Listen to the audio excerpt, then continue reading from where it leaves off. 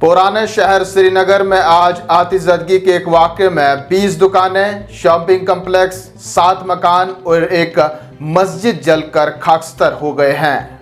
श्रीनगर के बोरी कदल इलाके में वाक़या तारीखी जामा मस्जिद अहले हदीस में आग भड़क उठी।